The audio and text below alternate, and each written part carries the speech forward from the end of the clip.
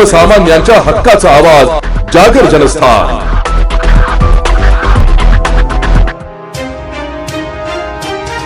शिरपूर चोपडा मार्गावर बुधवारी रात्री घडलेल्या एका अत्यंत दुर्दैवी आणि भीषण अपघातात 2 युवा मित्रांचा जागीच मृत्यू झाल्याची धक्कादायक घटना समोर आली आहे। चेतन योगेश गुजर वय वर्ष 23 आणि कल्पेश नितीन गुजर वय वर्ष 25 दोघेही राहणार भाटपुरा तालुका शिरपूर अशी या अपघातात बळी पडलेल्या मृतांची नावे। प्राथमिक माहितीनुसार बुधवारी रात्री हे दोन्ही तरुण दुचाकीवरून आपल्या घराकडे परतत होते। त्याचवेळी जळगावकडून शिरपूरच्या दिशेने अतिवेगाने येणाऱ्या एका बसने त्यांच्या दुचाकीला समोरून जोरदार धडक दिली।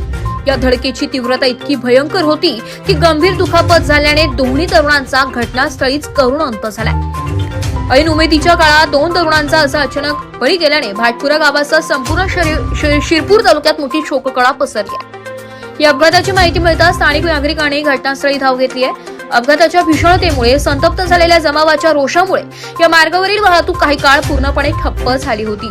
परिस्थितीचे गांभीर्य ओळखून महामार्ग पोलीस आणि शिरपूर शहर पोलिसांनी तात्काळ घटनास्थळी धाव घेतली आहे। वरिष्ठ अधिकाऱ्यांनी संतप्त नागरिकांची समजूत काढत कायदा व सुव्यवस्था अबाधित ठेवली आहे आणि विस्कळीत झालेली वाहतूक पुन्हा सुरळीत केली आहे।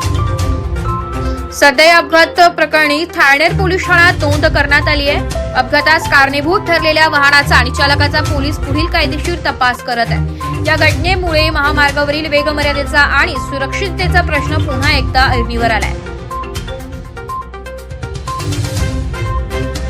जागर जनस्थानसाठी रूपक बिरारी, धुळे।